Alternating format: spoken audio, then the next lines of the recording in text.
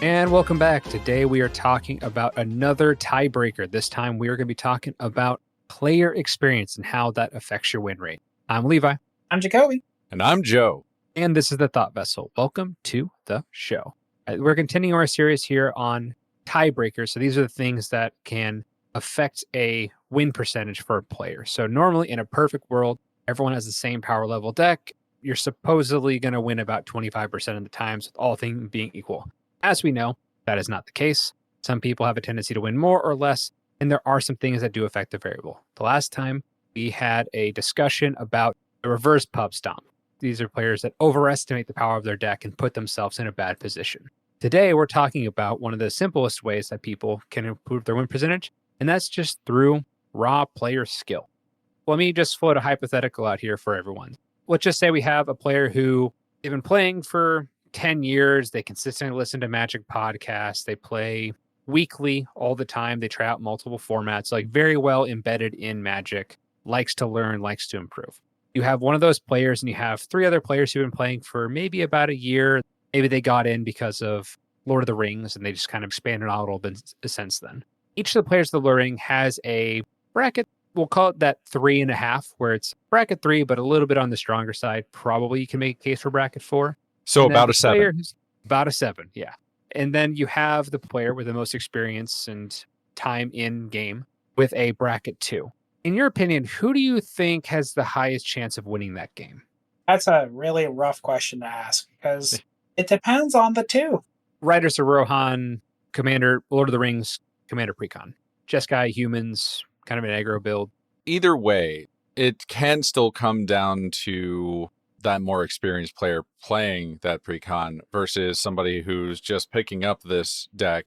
I'm guessing that this is also something that they just kind of recently built too, and not something that they have a familiarity with. We'll say just a moderate level of familiarity where they know it like the back of their hand, but they've played this a few times. This brings to light the issue with this style of question, which is, okay, we've addressed question number 1. Okay, here's the standard. It's like asking exactly how old is a person, and then you have to stop and be like, where were they born? They stop the clock, and they go, they were born in Europe. And then they start it, and you stop and go, okay, well, what time of day were they born? And then they stop the clock, because you have to analyze so much. I think that mainly just is because of how complex a lot of pod matchups can be. Because we could also add in the complexity, well, what seat were they in? Because even if we think that everything should be 25% across the table, we also know that seating arrangement also matters as far as win percentage. And we know that the person in first seat is likely to win more often than the fourth or third seat. Which I think builds onto the answer to your question. As we dissect and we analyze and we take more time, it leans more into the idea that the more experienced player is going to have all of these things we're asking already in mind when sitting at a table with someone else. Gift horse looking in the mouth, probably the more experienced player, regardless of the fact that the other deck is tweaked higher. And this is exactly the point where Levi just tells us, no, get wrecked, noobs. It was in fact the bracket 3.5. Power's all that matters. No, I don't think the experienced player is going to win every single time, but I think that they could probably get at least 40-45% of those games. Have more of a lion's share, possibly even more, just depending on how efficiently they can run things. Because one major issue that you have is, one, knowing the deck yourself, and we'll talk about that a little bit later on, but two, knowing what you're up against. So a player who's been playing a lot longer and having a lot more attention to Commander is going to have a better understanding of, one, what the commanders are doing, and then also what type of cards to be expecting and looking out for in the actual game as things are going on. A perfect example of this might be the mono white cloud. It comes into play, you get to tutor up an equipment, it goes right into your hand, and then you can play it from there. If I'm playing against that deck, I might be looking more towards Myriad or Helm Host type effects that can constantly clone that cloud so they can go and get more and more tutor effects off of that as possible. And that also goes into other formats as well that may be 1v1 or other multiplayer formats as well, because there are sometimes you'll also get that hidden information, but after the first few turns, you'll get a general gist of what your opponent is doing, or is not doing, depending.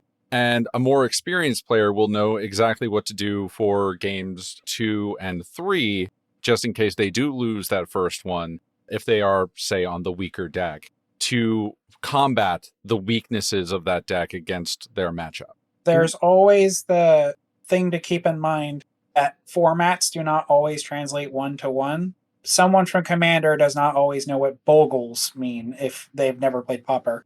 Even with that, I think there's also a major variable that we address is that 60 card and competitive formats have a sideboard. So that's another factor into your deck building of understanding what you might run into and have cards on the outside that you're going to be able to bring in for a particular matchup that Commander players don't have to worry about. Our sideboard is just the rest of the 99 to try to figure it out. Or your companion. That's a different story.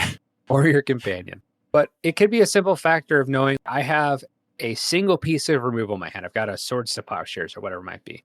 It might make more sense to wait for the Coma player to drop their commander into play than it would be to get rid of that troublesome 5-drop creature that's currently on the board, if I don't have a way to answer that later on.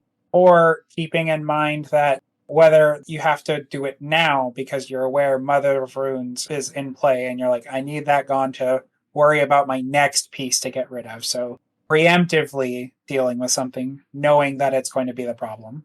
It's a bit like how Levi always likes to bring up chess, where you're always thinking a few moves ahead in when it is the correct moment to use said piece and setting up your own board at that time to make sure that you get the most out of your setup than theirs. Chess is actually an interesting philosophy to bring up. So I'm going to bring up a phrase that is actually used in chess, and that's called off book. Off book means that at the start of the game, you have what's effectively chess theory. So you have thousands upon thousands of games that have been played, and we have computers that can compute the best possible move for a certain situation. Elite level chess players will have specific openings that they will use and know the best lines over certain variants to go usually about 15 or so moves in. So you're mathematically playing the absolute best move in that situation. You know it to be factually and mathematically correct. Having somebody go off book is when you intentionally throw them something that's not going to be in a book to create a brand new chess game to put people to their intuition faster.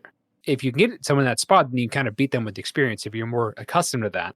So that gets into the positional versus tactical chess playing mindset. That is a very, very good point. But I think knowing yourself too is, and we'll kind of come back to this here, is also going to be a very, very important part of it, because in order to best utilize your cards, you have to have a strict understanding of your commander and what it wants to do. Absolutely. And especially if it is not a deck that you typically play. If you are very familiar with the commander that you're playing and it's in a strategy that you love playing, you're obviously going to have a little bit more skill in piloting a newer commander that does something similar versus diving into a commander that you don't really pick up all that often. You specifically sought it out because you wanted to get better familiarity with that kind of deck, and you just need to figure out what that commander wants to do at that certain time. Absolutely. And there are going to be some instances where your experience with a commander is not the same as someone else's. We all, the three of us, know Kalia, the Vast, but our separate knowledge and what we understand from our experiences of playing the game and what we're looking for, we would build that same deck differently. I can actually verify that we could build the same deck differently because we built a deck altogether by committee.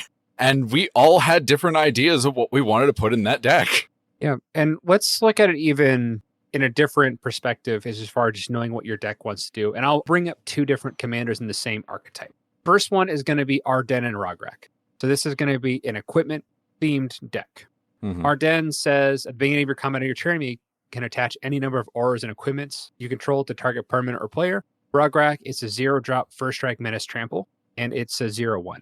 So we'll have this version, and then you have Cloud X Soldier, which is a 4/4 with haste. It says when Cloud enters, attach up to one target equipment you control to it. And then when it attacks, draw a card for each attacking creature you control. Then if Cloud has power 7 or greater, create 2 treasure tokens.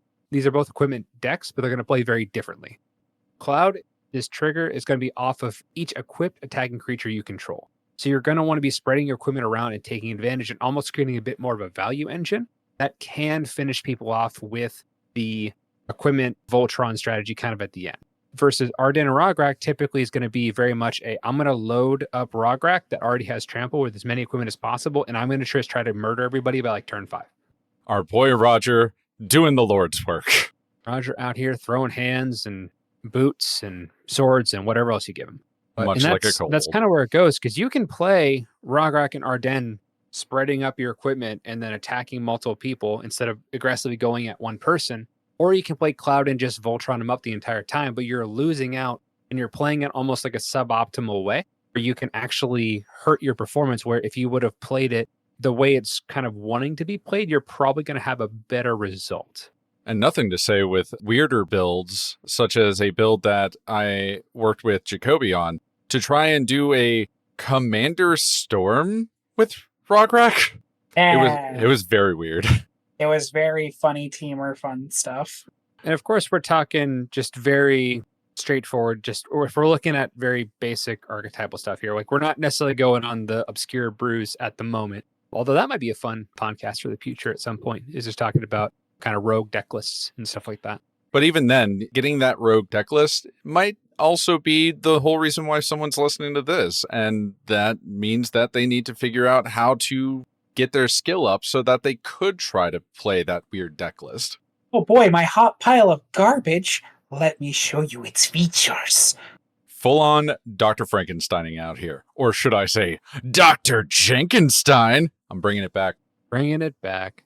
Asher the plans. And I just slide you a deck list. But let's jump into if somebody was wanting to get better at this game.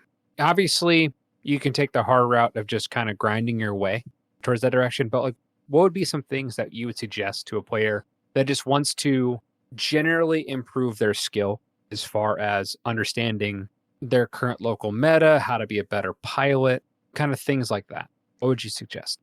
Well, my first suggestion would, in fact, look at just Commander gameplay videos. Look at modern tournament videos. Look at how people are piloting those decks to see the intricacies of how the decks are supposed to work and how those pieces are supposed to work together. Barring talking to somebody, it's like going into any team sport and they are showing you videos of past teams, plays that they made on air, just trying to analyze how those plays worked out for those teams or even a past team at where you're playing and how you could improve upon that play. Being able to kind of look at some different gameplay videos. I mean, obviously game nights is a really big one. I think it's a bit more beginner friendly focus. Like you don't necessarily need to interview someone on why rampant growth is good for a veteran player to learn anything, but I think there is some intricate political stuff that you kind of get to see. MTG Mudsta is another one that I'll shout out here because you get to see the players' opening hands to kind of get an idea of at least what they started with. If someone's going to be explosive, or maybe somebody was intentionally holding back that turn 1 Soul Ring to not get as much heat on them politically. Different things like that can definitely be a very interesting situation. Is there any other gameplay videos that you typically like to shout out for these type of things if you're just trying to learn? There is a YouTuber recently that I've been watching. He does these, it's called animated Commander Night. So instead of watching people do it, he created these, it's not AI, but like they're computerized players. And, we get to see their hand, like most examples.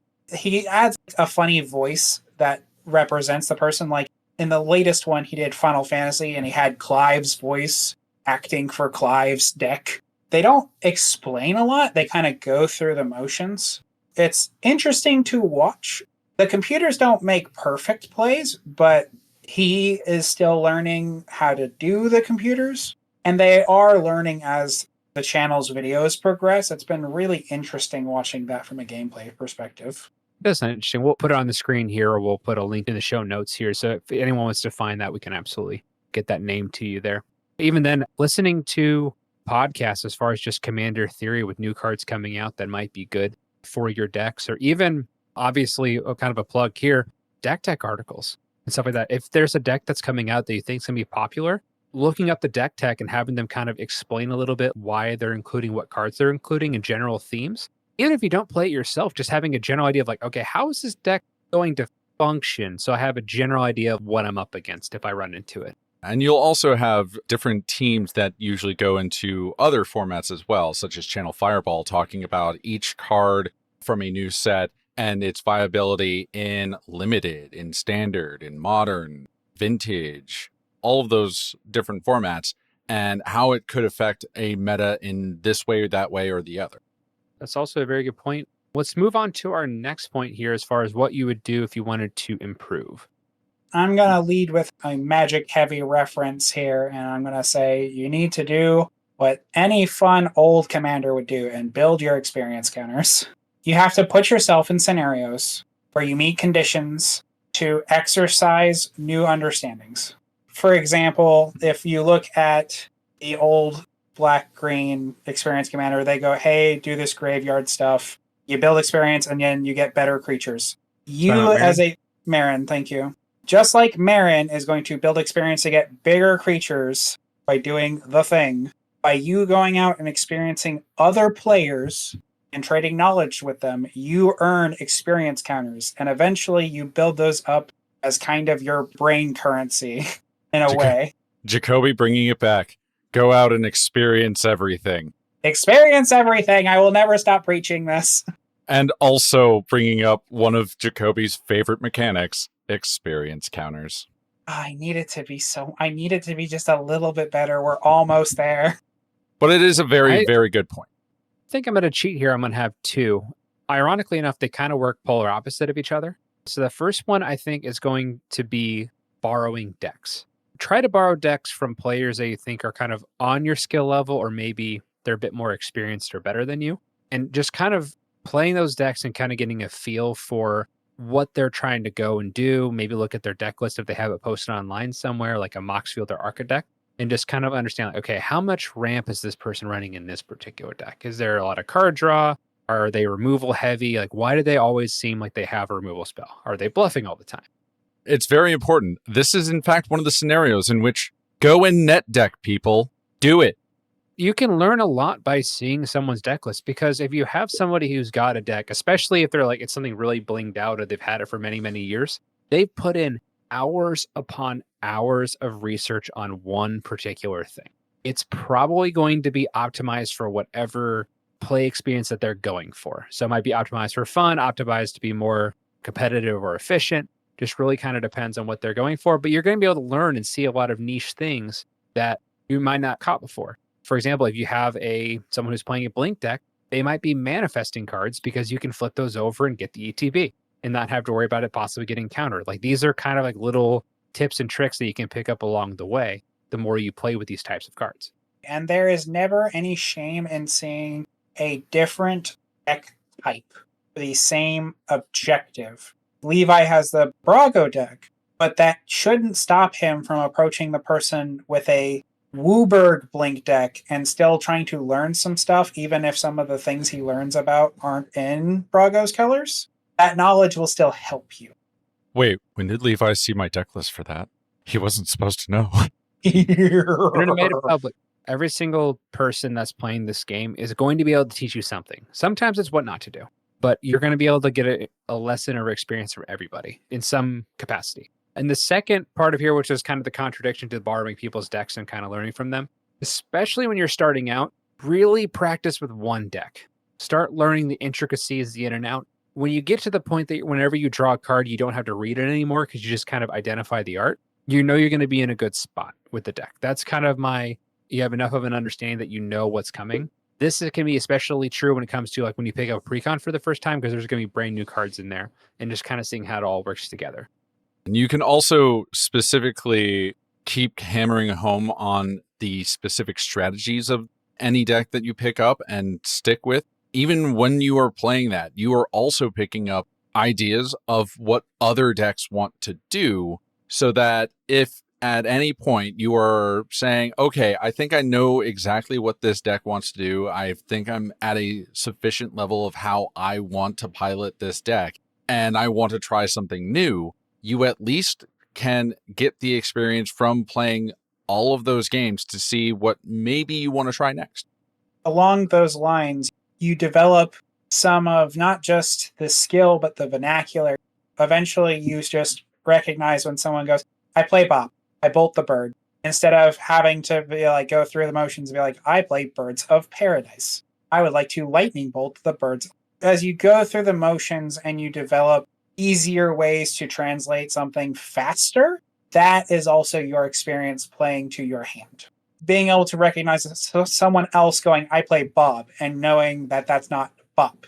Dark Confident and Birds of Paradise having one syllable difference, but you turning and going, how dare you play Dark Confidant? Very good to your flavor. Also, very specifically, the levels of abstraction between those two. One's literally the first letter of the entire card. The other was named after the person that they first had the art done for with Dark Confidant. Magic players like their nicknames. It's all good. And levels of abstractions. Our final point here is something that we all kind of universally agree on, and that's you have to just get your games in. Magic can be one of those things, if you don't use it, you lose it. We've definitely had players that didn't play as much as we did, and then every time we played, the gap between skill level just drastically shifted to the point that they didn't really stand a chance anymore with their decks unless they were borrowing and everyone was playing down. If you're not paying as much attention, you're not constantly playing, a lot of stuff's going to come out and you're going to get blindsided a lot by just new cards and strategies that are coming into your local meta. Even understanding your own deck, as far as one thing we talked about is overextending versus underextending. Knowing when this is my opportunity to win, I need to play out all my cards and try to seal the win, versus I don't think that I have the ability to do so. And I know that player 3 at this pod usually likes to play a lot of board wipes, and I will absolutely get blown out if that happens. So you got to know when to hold them, know when to fold them, know when to walk away, and know when to run? No, because I don't think we have the copyright for that. Fair enough. All I know is at some point I'm going to flip these coins and I'm either going to get double or nothing. And then we see Jacoby in the old-fashioned barrel with the suspenders. They took you for everything, Jacoby. I'm sorry. See, And then he's either going to be flipping coins or flipping tables. I'm going to flip these coins and we're either going to come out of this casino like robbers or we're going to leave broke looking for change. I don't like that those are the only two options. Listen, if Clark gave me more than two options, if he rolled a d6, cool. But guess what? He flips coins. I don't know what you want from me. I mean, they do make commanders that roll dice, and you can get like 20 choices. But Jacoby, do we need to give you some resources? If those were the only two options, do you need help? Call your gambling addiction hotline today. Tell you what, I will concede when they make another Clark that does something interesting, like either flipping coins or maybe rolling dice to get more things that happen. If you have an issue with a gambling problem, just call 1-800-DON'T-PLAY-RED. No, it's 1-800 Clark's thumbs back, please. Can't relate. But hey, if you just play blue, then you can just stop everything. It's fine. I also can't relate, but also, Listen, All you right. can counterspell the one, but if I land it, can you counterspell both? Probably. That is all the time we have for this particular episode. Tiebreakers, of course, talking about player skill and how it can improve your win rate, and of course, how to get better at this game, just from a raw player perspective. Any final thoughts before we go? Get out there. Slay. In my experience, you always want to just keep trying and see what sticks to the wall, because then you get weird combinations like my Cody deck. I love that deck so much. I think in understanding that the odds of something going wrong is high. You're going to make mistakes in Commander. This is the format of mistakes. And a lot of times, sometimes your mistakes don't even get punished because you have 4 players. And this is a format that if you're really not doing well at the start of your game, people kind of leave you alone. Of course, Casual Pod CDH is kind of its own thing. In fact, mistakes is how we learn the most. Go out and make your mistakes. You will get lessons from them. And especially since this is not a life or death situation, we ain't playing Yu-Gi-Oh! Over here. You'll just walk away from that, hopefully a better player. Get those tiny cards out of here. They're sharp, too. You get mad at an opponent, you just flick the card at them, take their eye out. It's a brutal game. Remember, grab your friends, grab your bros, go forth, run the fade. And run the jewels. I don't think we have Tell that the- trademark either. Run the fade and tell them that they can catch this 2-piece too. Joe's trying to get us in trouble right now. I'm No. not doing anything trademarked. Get out of here. Yeah, Levi said Joe, not Jacoby. Yeah, my comment was to you, Joe. Get wrecked. That's all the time we have. This is Too Far Gone. Everyone have a fantastic rest of your day. Take care. If players could skill,